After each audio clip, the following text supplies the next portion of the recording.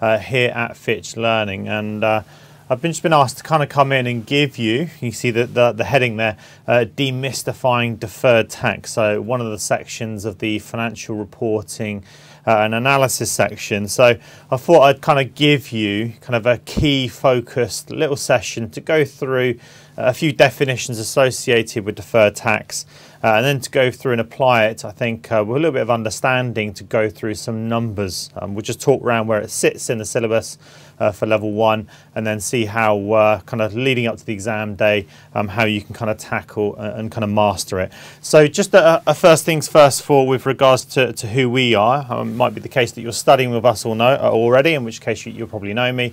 Then if not, then I'm just going to give you an awareness of some of the products that we've got available to you guys if you're looking to get some sort of tuition or some sort of assistance leading up to the CFA program exam coming up in June, or I guess even in possibly December of this year. So as an entity, Fitch Learning, we do provide a whole multitude of kind of exam and non-exam based kind of financially related training, of course, and obviously geared towards many years of experience of teaching people towards the CFA program exam itself. So we've got nearly sort of 3,000 CFA program candidates that will be studying with Fitch Learning every year. You'll find that the kind of multitude of people that kind of study with us could be either kind of classroom-based, kind of classic tuition-based programs, or it could be some sort of online only with our kind of market-leading online portal called the Fitch Learning Cognition Portal. So we're going to go through in a second is that maybe I just kind of give you an awareness of some of the products that we've got available that you could possibly choose if you wanted to, before I go into and go through some of the nuts and bolts of deferred tax. So you can see there we've got a number of flexible and online options that you might want to kind of come and use us for. Also, we do have, like I said, that cognition portal, which is fully adaptive to your kind of needs in terms of your strengths and weaknesses, that it will be looking to show you an adaptive way of learning with regards to lots of question practice videos to kind of be the most efficient manner possible to get through the CFA program in the time you've got available leading up to the exam. There's also, you can see there, consolidation. Maybe it's the case you study on your own, getting a little bit close to the examination, and you're looking for an extra little push. Then there are a number of view courses available, mock exams that you can kind of sign up for. And we'll just see on the next page kind of some examples, some of the dates that you can use with regards to maybe just making a note. Maybe some of these fit into your kind of diary, possibly could be really useful to you. In which case, let's just take a look here. It says make use of our additional resource to enhance your studies and boost your knowledge. So we do have very popular a 5-day intensive program. I've taught this many times. You kind of look at what we're going to do today when we go through deferred tax, and this very much kind of sits in the kind of scope of the way that we'd generally be teaching in that sort of environment, which might be the case that you've done a little bit of work yourself and you're kind of coming in to get a little bit of a tutor-based sort of focus of the CFA program exam to kind of get some of the key nuts and bolts in a short space in time. So you'll find there starting the 29th of April through to the 13th of May, generally sort of a Monday to Friday environment, to go through what is an intensive kind of 5-day program covering most aspects of the CFA Level 1 program exam. There's also, you can see when they're based out in Dubai, a 4-day classroom review package starting on the 10th of May. Again, very similar, looking to go through some of the key nuts and bolts of the examination, mix of a little bit of question practice in a 4-day classroom review. We do have a number of offerings that are kind of based around Europe and other places around the world there. These 2-day classroom review courses are very much focused on you having done some work, of course, because being able to kind of teach the syllabus in a 2-day environment is obviously not possible, but it is focused very much on kind of question practice and also kind of tutor-focused kind of topic areas, teaching generally around the questions that you'll do in those 2-day classroom review course sessions. So you can see those in May, number of different areas there. So Edinburgh, you've got there Frankfurt, Paris, London, Toronto, New York, Boston, Hong Kong and Singapore, many places where you could pick that 2-day classroom review course if you felt that was something that you can be useful. Not everyone, of course, can make it to the classroom environment.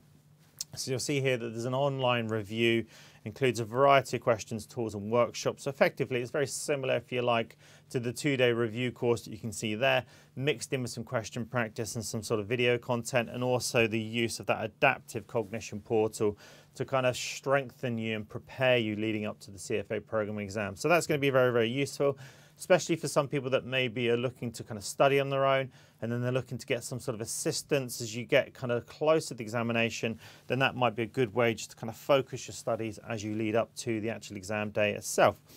Some people might want to just get some question practice, so you will find that you can also purchase some standalone mock exams either online and in a printable format. So again, you'll see that that option's available if you just want to get hold of some question practice. You will see at the bottom of a link here. Please feel free to visit our website there. You can see fitchexamprep.com review, and then you've got their dash options. That will kind of give you an indication for some of the information of the products that we've got available to you if you're going to find some of the content quite useful as you lead up to the examination. So what we'll do is we'll just run forward and then just go through some of the content that I was asked to kind of cover in this particular section. So, you know, someone's said here, okay, what we'll do is go through a little section to go through demystifying deferred tax. Now, you know, as a CFA program tutor myself, I'm an instructor, I've been teaching for many, many, many years the kind of CFA program, probably for the last sort of 12 to 13 years or so. And every single sitting that I teach towards, you know, I ask delegates, you know, what are some of the areas that you find difficult? Well, I guess, you know, broad theme that comes through for a lot of people is probably the financial reporting and analysis section. You'll find obviously a lot of people that are taking the CFA program examinations are not necessarily coming from an accounting background. So it's probably one of those areas that people do find quite difficult. And then I said, well, okay, that's quite broad, because you'll find that for the accounting section this year, 2019 syllabus, the weighting's actually come off a little bit. You can see there 15% from its kind of usual higher weighting that was in previous years. But still, nonetheless, it is one of those topic areas that does have a bigger weighting for the examination. And it's probably areas that people probably worry about the most. And then I kind of guess if you're a little bit more specific and say, you know, what is it within the accounting section that people will often find quite difficult, then I guess you can focus on the world of taxes. And for a lot of people, it does seem quite daunting. And I guess in some places, it does seem a little bit kind of abstract. So from that perspective, I thought maybe what we'd do is try and be as exam focused as possible to kind of go through some of the key elements of deferred tax and just see how we get on in terms of the content. Because I think once you get the hang of deferred taxes, I think if you can just go into the examination with a fair understanding, I don't mean to be an expert, you know, a fair understanding, I think you'll be ahead of the curve. Because like I said, a lot of people will find this particular topic area quite difficult. So that's what we're going to do. Now, of course, what I would say to you is that if you then go away from this session and say, right, I want to be an expert in deferred tax and spend more time on it, then obviously that's a good strategy. But one thing I would say to you about deferred tax is that be careful, right? There is a risk that you can kind of disappear down a rabbit hole trying to further your understanding, and then you just kind of never come up for air again. So be very careful to kind of almost, I always say to my classes, kind of with the deferred tax section, kind of smash and grab, get what you can and kind of move on. Because I think, you know, as time becomes more pressured as you lead up to the examination, you don't want to spend too much attention on one particular area without kind of getting the breadth that's associated with level one. I think deferred tax is an area where a lot of people kind of worry about, but you could, to some extent, worry just a little bit too much by spending too much time and focusing all of your attention on one area, when obviously there's a much bigger breadth to try and understand when it comes to the examination day. Like I say, you don't need to be an expert in every single area. If you can kind of be broad as a delegate, be fairly strong in the relative sections as in its entirety, I think that's, to me, going to be the key outcome. So what I thought I'd do is just start off with is just try to go through, you know, I've put up here some of the learning outcome statements that are attached to the deferred tax section. So we've got here to describe differences between. So I guess the key thing is you could maybe expect a couple of marks just to even understand some of the terminology that's associated with deferred tax. And then we'll also talk about, probably in just in words to start off with, how is it that we end up with an implication of deferred tax liabilities and deferred tax assets? And then really I think where we're going to focus, which actually helps to then embed some of the terminology that I mentioned at the outset, is to kind of go and focus on two of the LOSs that you see there, which is C and D, which you can see quite clearly do have an explicit calculation here. It says there to calculate what we call the tax base of a company's asset and liabilities, and then it's got D is kind of calculate the income tax expense, the income tax payable, deferred tax asset, deferred tax liability, blah, blah, blah, blah. There's a lot of calculations in there, and I think actually what you'll probably find is that it might actually be easier to address LOSD first of all, go through some numbers, and then actually go and relate it to the concept of the tax base when it comes to assets and liabilities. So that's the kind of a focus that I'll kind of look at over the kind of session, I guess. There are a few LOSs that kind of sit towards the back, namely things like changes in deferred tax because of changes in tax rate. You've got the concept of the valuation allowance as like an accountancy adjustment, and also an analytical adjustment about non-reversals of deferred tax liabilities. But I'd say, just kind of hold back a bit, get the key elements from this deferred tax section, and then try and fit in a bit of question practice. You might find that some of those smaller parts sometimes you pull out by doing some question practice kind of post this session. So here we go. Always start with this in class. It's kind of say, right, definition number one, definition number two. So there's loads of them in here. So, it's obviously important that when you come to the accounting section, you don't come in saying, oh, what's a balance sheet? What's an income statement? Of course, common sense says to you that some of the earlier readings attached to the accounting section are important before you come into some of these later study sessions where they drill into the detail. So it is quite easy to try and skip sections, of course, just because you find tax quite interesting, unlikely, but never possible. Then I wouldn't just come into deferred tax without having gone through some of the previous sections for the account. So you'll find it is quite a logical order just to make sure. So from that perspective, what we've got here is an accounting profit, and highlight that in yellow. You've got down the bottom here, income tax expense, highlight that one in yellow. I'm just going to put the other two there, taxable income and income tax paid, in blue, because what you'll find is that when you've got definitions, you've got issues with the way that you produce under your accounts, which are in yellow, versus kind of what goes through the kind of tax return, which are the kind of blue numbers. So basically you've got the yellow numbers, which are accounting based numbers, okay, here and here, and then you've got the tax authority numbers that sit here. I don't know, for no other reason, let's put the tax person with a hat on because they're important, right? I don't know. And we've got the tax definitions there in blue, and the accountancy numbers there that are in yellow. So what we're going to find is that they can't agree. It's life, isn't it? You think, well, life could be so simple, everyone just agreed to do the same thing. Well, we drive on one side of the road here in the UK, and then everyone else drives on the other side. So who's right or wrong, I guess? It's just that there are differences and they exist. So we have to kind of deal with it and just kind of manage it. So one of the issues we're going to find is that a company is obviously producing their income statement. They've got their revenue line, and they're going to go all the way down with the relevant deductions to get to certain profit numbers. And one of the profit numbers we're going to focus on in this particular reading is that you get to an accounting profit, which is known as pre-tax income, income before taxes, or let's just call it EBT, which is earnings before tax. So you've got that accountancy based number that you pick up from your income statement. Now what you're going to find is that in order to get to your earnings before tax, massive focus for us in this particular reading is that the company would have made a deduction for their depreciation policy. Okay, and then once they got their EBT number, the next deduction that you're going to find will be your income tax expense. Let's just call it the tax expense, that will then run through underneath the earnings before tax. So you've got their EBT, and then you're deducting the tax expense. So that is, if you like, kind of the accountancy terminology that you're going to find.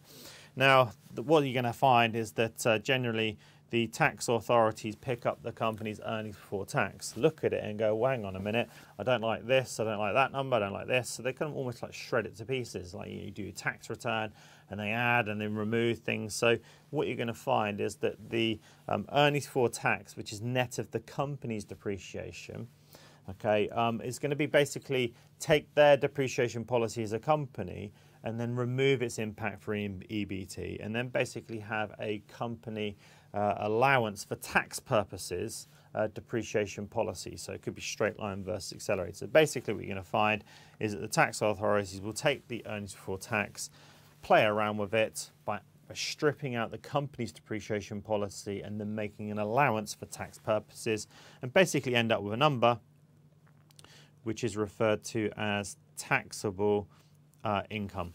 Okay, now the taxable income, like I said, would represent the tax authority's number from the tax person's perspective, and then what we're going to do is find that that taxable income, if you like, is basically the number that will then be used to calculate the amount of actual cold hard cash that you pay, which is the income tax that is paid. So basically we'll then say tax that is paid, all right, and that's going to be, if you like, based off the taxable income. So if we just look at this, right, you've got there taxable income, like I said, the income subject to income taxes under the tax law jurisdiction.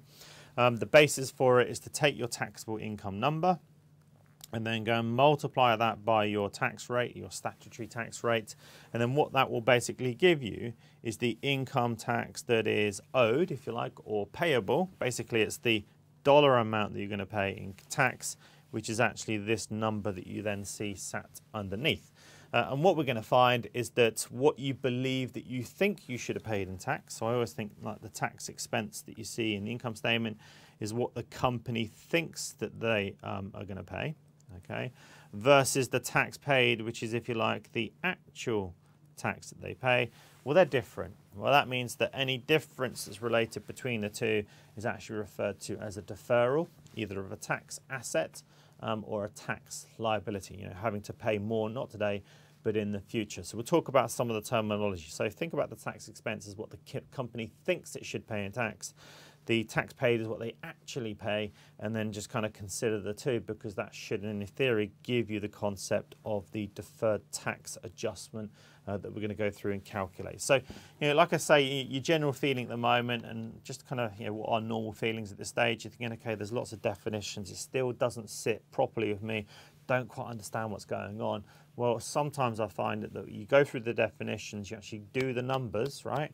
Come back to these definitions and see if actually you can kind of consolidate, because I think generally you'll find that by kind of going through some numbers, you'll find that things will start to essentially look a little bit clearer. So throw another little curveball in here, right? We said that if you look in the tax in the income statement, what you'll find in there, we did label it, this is referred to as your tax expense, okay?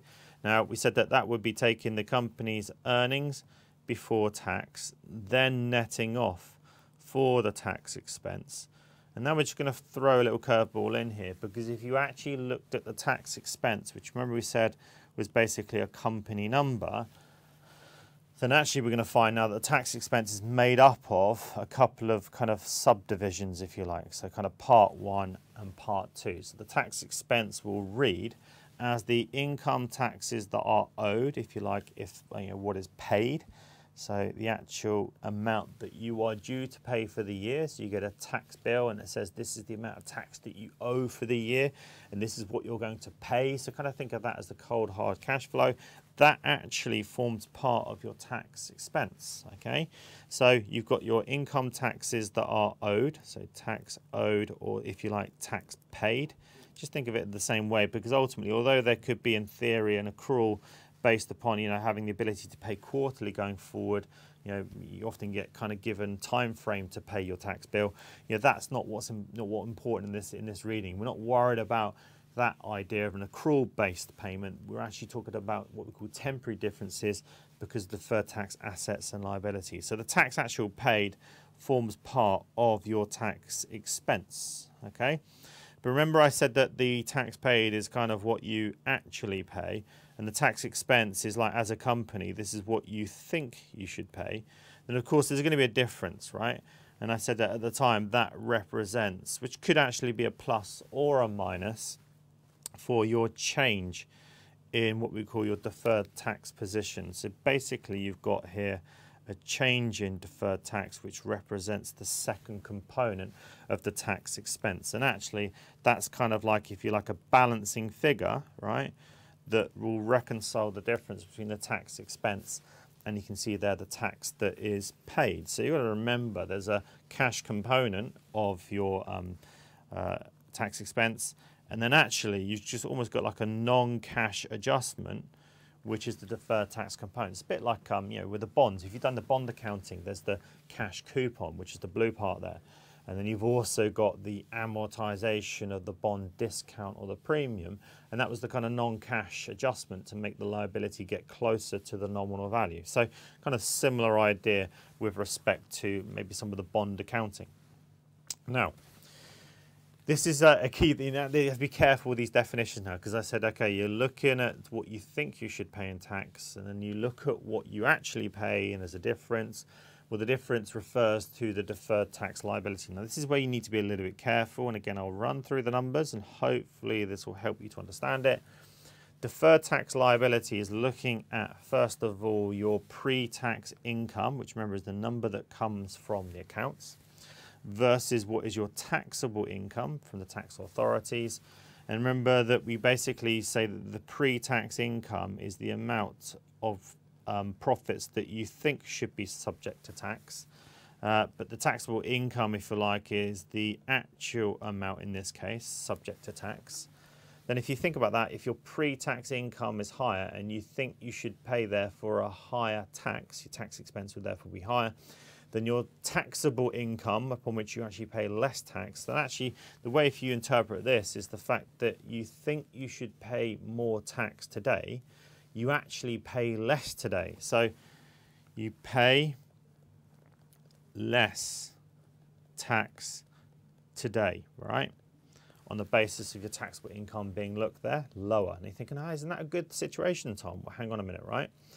Although you think you should pay more today and you actually pay less, right? It just means that what you're going to do is defer more payment of tax to the future. So if you pay less today, you'll pay more in the future, right? And the fact that you're looking to pay more in the future is actually the idea that represents, rather than the company kind of bury their head in the sand and say, oh, don't worry about it, don't worry about it, don't worry about it, they're going to provide for it by raising a liability of what they think they should pay in the future. So pay less tax today, good news, well not really, just means that you'll pay more in the future, deferred tax liability, okay? Deferred tax assets the other way around, it's almost like saying you kind of, it's almost like if you think of it as like prepayment, you say you actually pay more tax today. So you pay more tax today. Bad news. Well, hang on a minute. If you pay more tax today, it's like a prepayment, you'll pay less in the future.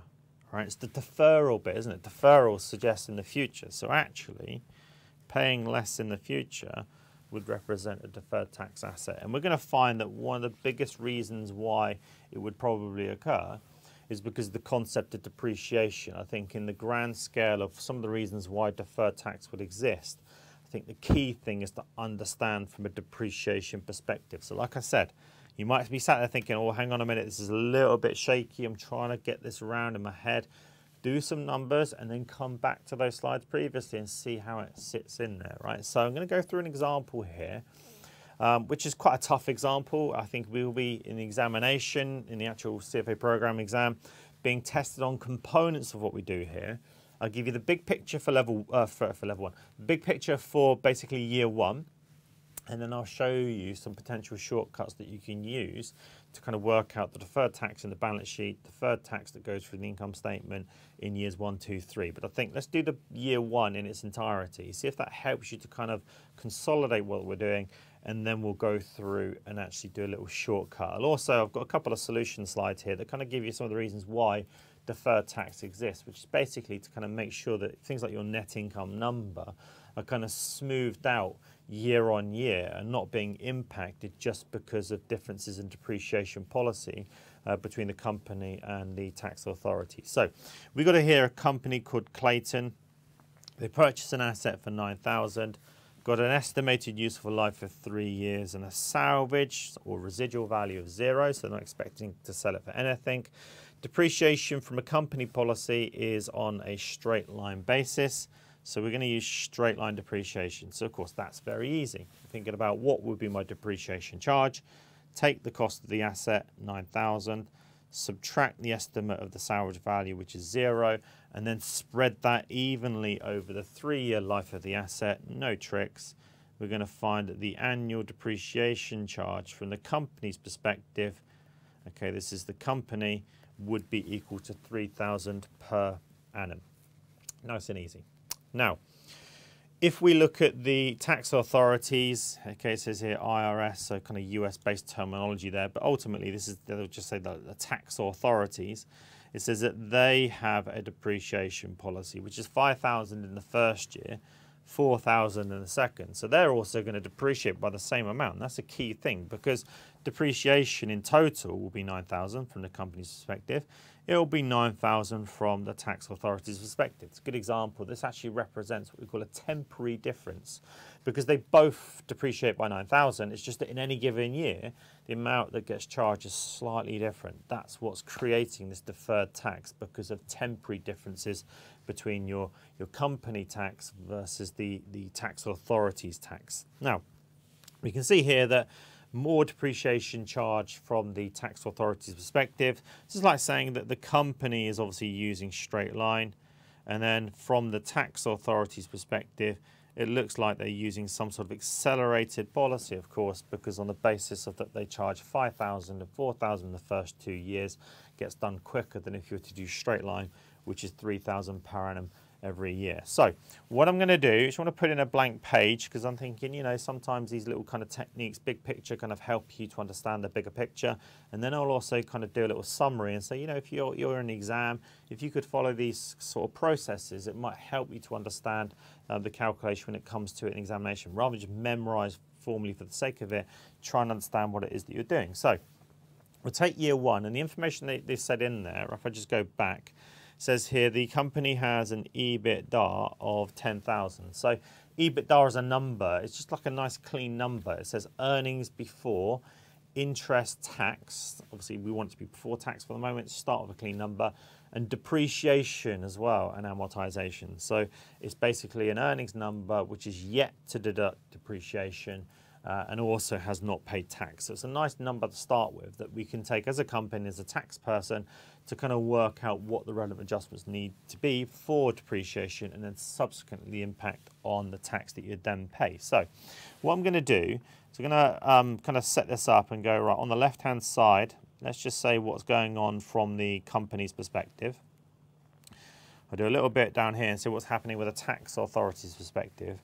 And we know that every year they're keeping the EBITDA constant. It's a good way to kind of say that operationally the company isn't changing year on year. Okay. So the EBITDA would be 10,000. Remember, that's before tax and depreciation from both the company and the tax authority's perspective. And then what we're going to do, this is just year one.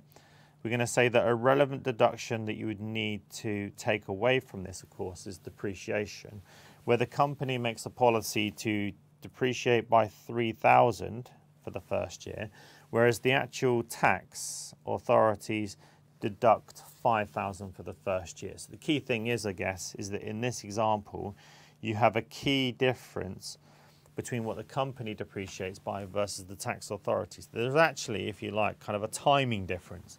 That timing difference is 2,000 in this case. Now, just bear with me, right? Let's net off those numbers, right? And let's say we now get to a number which is slight difference in terminology. From the company's perspective, let's now call this the earnings before tax, okay? And let's say from the tax authority's perspective, is that this is actually referred to now as your taxable income, right? So slightly different definition. You've got company on the left, and like I said, tax authority on the right hand side. So that means that we've got an earnings before tax which is actually 7,000, and you've got there a taxable income, of course, which is 5,000.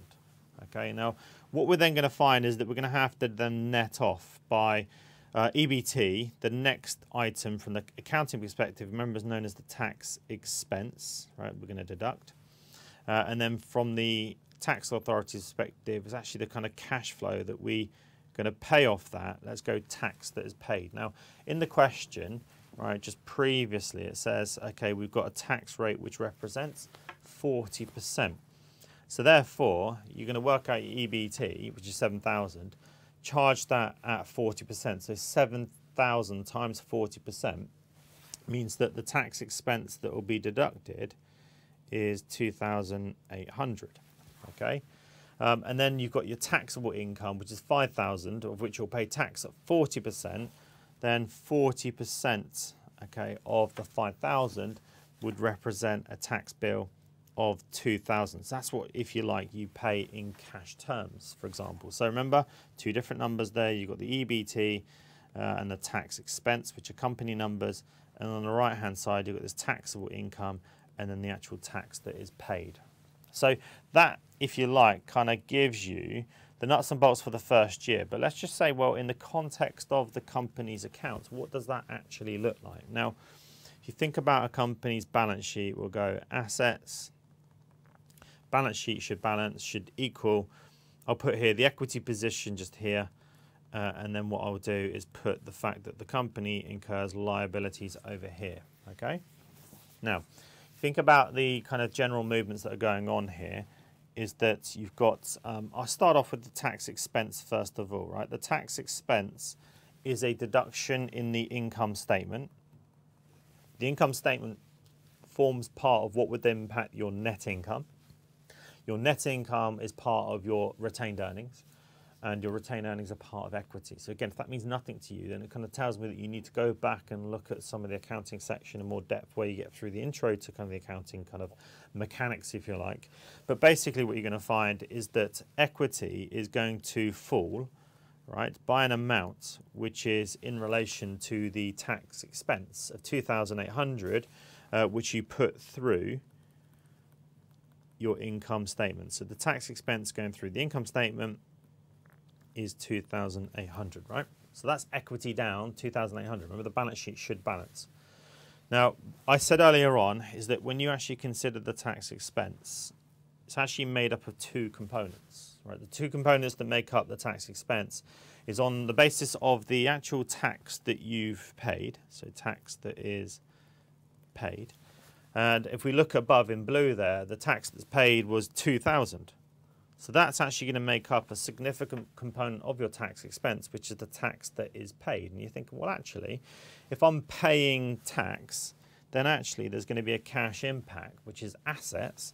And you're going to find the cash impact would be a reduction of 2,000 for the cash that you've paid. So think about the balance sheet balancing. That means that your cash comes down by 2,000, which is an asset. You've got the equity coming down by 2,800. Obviously, that doesn't quite balance just for the moment. But remember what we said is that the idea that because your earnings before tax was higher, you thought that you should have paid more off a bigger profit number than what you actually paid off, which was a taxable income which was lower. In other words, you thought you should have paid tax at 2,800 and actually paid only 2,000. That was actually, you thought, well, that's isn't that good? Well, no. It just means that you deferred a difference of 800, not today, but to the future. So actually, the offsetting kind of adjustment here is that you'll find that liabilities will actually go up by the fact that you deferred the difference of 800 to the payment in the future. So the deferred tax liability actually gets created, which is equal to 100. It's like a provision to have to pay 800, not today, but in the future.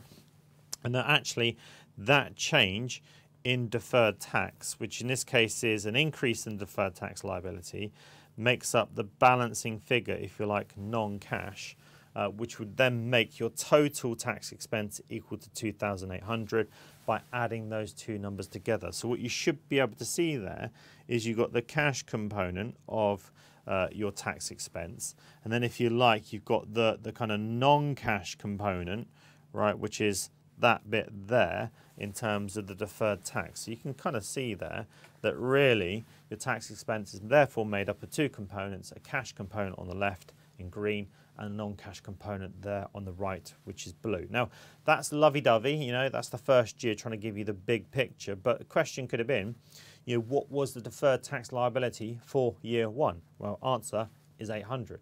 What was the deferred tax expense for the first year? Well, it went from a deferred tax liability of 0 to become 800. So the change in the balance sheet number is the tax expense that goes through the income statement. In this case, that would be 800. So deferred tax liability, 800 in the balance sheet.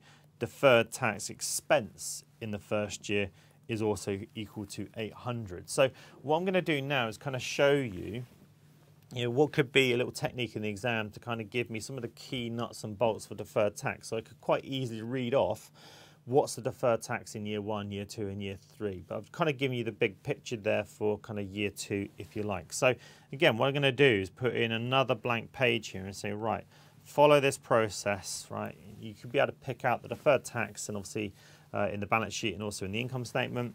So what we're going to do is cover the full 3 years. 1, 2, 3 years here. And what we're going to do is record the company's depreciation policy. So I'll tell you what I'll do. If I go, let's go company first of all. I'll tell you what I'll do. I'll draw a line like that and say we're going to have what the tax authorities are doing just underneath.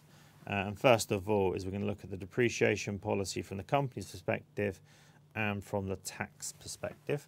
And then we know that the company was 3,000 in the first year, second, and then third, like that. And then the tax authority was 5,000 in the first year, 4,000 in the second, and 0 in the third. Now, what we can do is we can actually, if you like, look at the difference in depreciation policy. If you go to the last example we just went to, what was the only reason for the deferred tax in this example was the difference in depreciation policy of 3,000 versus 5,000, which is a difference of 2,000, times by the tax rate, which is 40%. Bingo, we've got 800 as a deferred tax in the balance sheet. Okay, so it's what we call a timing difference between the company's depreciation and the tax depreciation. So what we're going to do is look at, I call it here, I'm going to call it a number, CTD, which is a cumulative timing difference. That's cumulative timing difference, and it represents the difference in the timing of depreciation. And the timing difference in the first year is 3,000, which is a lower depreciation number, versus 5,000, which is a higher number, which is a difference of 2,000. If you then go and multiply that by the tax rate, which was 40%, then what you'll get when you do that is then the deferred tax that you'll then record in the balance sheet. 2,000 times 40% is equal to 800. Okay? Now, when I say CTD, cumulative timing difference, right? And we're going to track year one, year two. So year two will be inclusive of what happened in year one. But if you look in year two, because the company charges 3,000, which is lower than 4,000, which is higher, can you see that it's low high in the first year, it's low high in the second year. So cumulatively, the difference actually gets even wider by an extra 1,000. So we've got a cumulative timing difference now, which grows to become 3,000. Which we then multiply by the tax rate, which is 40%, actually now means that my deferred tax liability actually gets even bigger because the difference gets wider. 2,000 difference in the first year, 1,000 difference in the second. Cumulatively, that's 3,000 times 1,200. So you could say, question one, what's deferred tax in year one? Answer, 800. What's deferred tax in the balance sheet in year two? Answer, 1,200. Now, this is the key thing. If you look at the third year, look at what happens. 3,000 as a depreciation is higher than 0, which is therefore a lower number. So cumulatively now, the difference, which had gone wide to 3,000, suddenly shrinks and becomes 0. Times the tax rate of 40% means the deferred tax in the third year is now equal to 0. So actually, this also tells you that one of the key things about depreciation and deferred tax consequences is that it is a temporary difference between your taxable income and also your tax earnings before tax. So they are temporary differences. At the end of the day, they come out in the wash and they reverse themselves. That's what's important about deferred tax, okay? Anything that's a permanent difference between the two profit numbers doesn't have a deferred tax consequence, and you'll find in the kind of reading, talking through the concept of municipal bond interest, which is a non-taxable component of a company's earnings, represents a permanent difference, and there's no deferred tax consequence. Now, what we can also find from this example is that, remember, the balance sheet number is year 1, 800, goes to 1200, it goes to 0, right? Any change in the balance sheet number is an adjustment to the tax expense in the income statement. So if you like, because the deferred tax in the balance sheet would have started at 0 initially, because it's gone from 0 to 800, that's a change of 800, then that would be your deferred tax expense of 800 in the first year. In the second year, the balance sheet value goes from 800 to 1200 deferred tax liability. So the difference must be the expense that goes through the income statement. Remember, the income statement reconciles change in the balance sheet. So 800 to 1200 is an additional 400 expense. And then in the final year, bit of a curveball, it goes from 1200 balance sheet liability, goes down to 0. So liabilities suddenly drop from 1200 to 0, liabilities down, equity up to balance. By 1200, you've basically got the reversal of or the reduction of your tax expense by 1200, which represents the difference. So basically, you can look at the change of the balance sheet item. You've got expense of 800 in the first year, expense of 400 in the second year, reversal of the expense in the third year by 1200 for it to go back to 0. So you can actually therefore quite easily get the balance sheet numbers, which I put there in yellow, the income statement numbers there in blue in year 1, year 2 and year 3.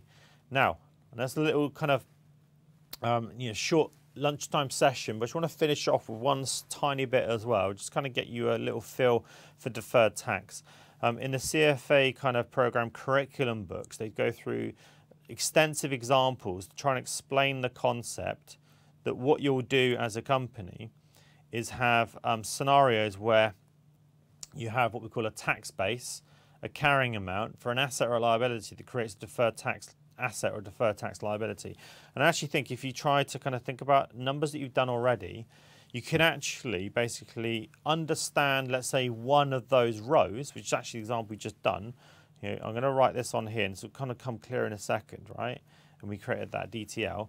Once you know that first row, then you can almost reverse it out for all of the others if they're just asking you a factual question about this concept of the carrying amount, so balance sheet value, versus the tax base, which is from the company's from the tax authority's perspective. So if you think about the example we've just done, what we're going to do is put in a bit of terminology. Carrying value is kind of, if you like, think about PP&E, net book value. So the term carrying value is the value of the asset from the company's perspective. Okay.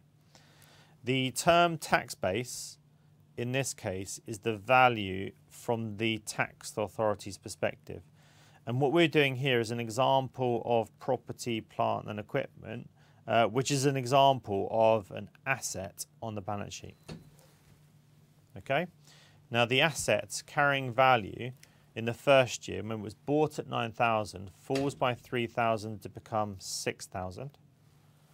6,000 then becomes a carrying value of 3,000 in the second year, and then has a carrying value of 0 at the end of 3 years. So basically the carrying value goes from 6 to 3, and then it goes to 0.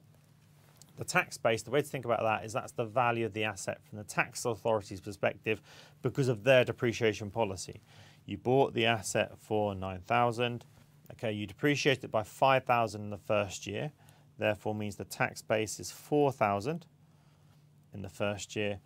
Then you deduct 4,000, the tax base now becomes 0, no depreciation the third year, so the tax base is still 0. So what you can actually therefore say is if you look in the first year, you see that the carrying value of the asset, which is 6,000 from the company's perspective, is greater than the tax base of 4,000 from the taxman's perspective, that for this asset, which is PP&E, what we created down the bottom there, 800, was a deferred tax liability. Basically, the way to think about it, another way, multiple ways to think about it, but the company has used more of their depreciation vouchers to offset profits for tax purposes. They have less to use in the future, so the company's providing for that by raising a liability. But ultimately, if you look at what we've just done in terms of that table, we had an example, right, which is basically an asset example, property, plant and equipment. We had a straight line policy from the company's perspective, so that meant in the early years the carrying amount, the net book value was higher than the tax base, which is from the company's perspective that they use, from the taxman's perspective, which is to use an accelerated policy. This created a deferred tax liability. In that case, if they said to you, therefore, there was an asset where the carrying amount is less than the tax base, what would that be? It's got to be the opposite, a deferred tax asset. If you replace the word asset with liabilities, now there are other examples in the curriculum, and I'm going to say another time, you take a look at this, warranty provisions. Companies may provide a provision for a future payment of a warranty expense by raising a liability. That means that they raise a liability and we'll call it a warranty provision. It's actually a non-cash provision. The tax authorities say, what are you doing there? They're very much tax-based accountants, in which case they don't raise such a provision. That means the carrying amount is greater than the tax base. That actually means that they have to pay more tax today than what they thought they should pay, which creates a deferred tax asset. Now, again, you need to go and look at the warranty example in more detail, but ultimately just think it's the opposite of the asset scenario when the signs are the same way around, so greater than.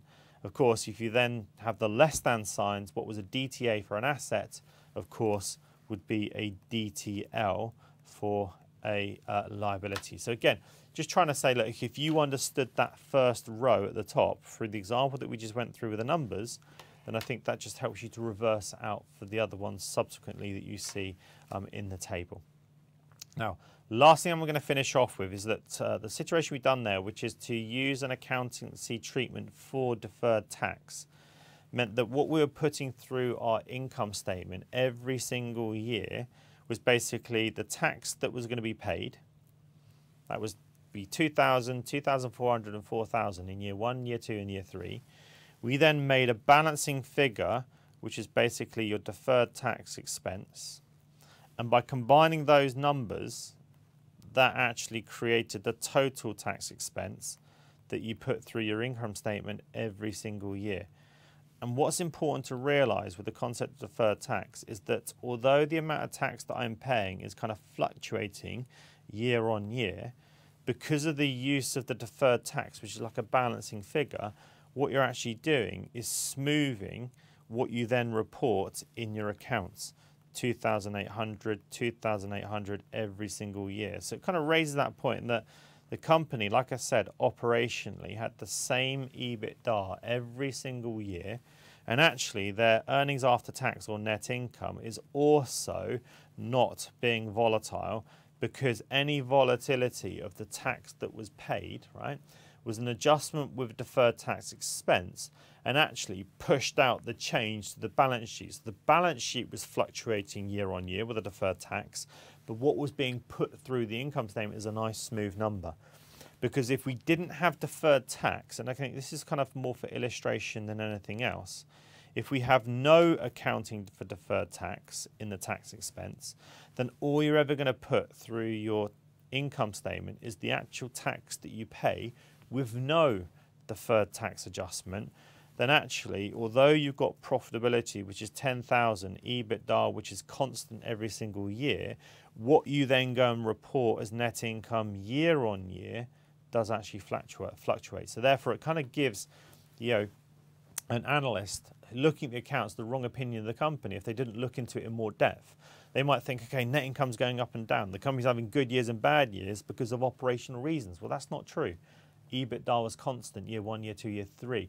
The only reason for that fluctuation was due to the volatility of the taxes that were payable. So therefore, the use of deferred tax does allow for the kind of smoothing technique of what you put through the income statement, your complete tax expense. So key thing is, think about that session we just gone through. I think it might be useful to kind of have a look at some of the numbers again. Think about the kind of policy that I mentioned before.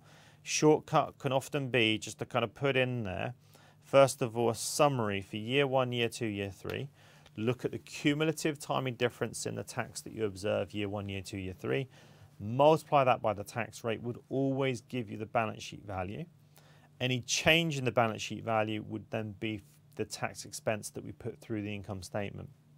So that was a 50-minute session. There is obviously a lot more to deferred tax, but just to kind of give you some of the key nuts and bolts. Hopefully you found this session useful. Like I said, my name's Tom. If there's any questions, I'll hang around to see if there's any questions. But well, like I say to you, with deferred tax, it's kind of take as much as possible. I know it's not easy, but don't dwell on it too much because there's a lot more breadth to the level 1 syllabus that's important to kind of focus on rather than just to kind of obsess about deferred tax.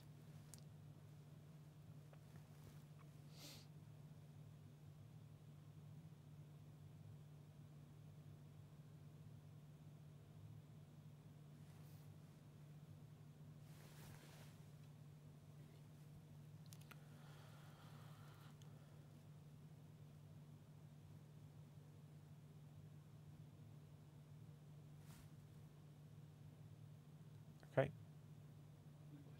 No, I think that's it. Okay. Cool.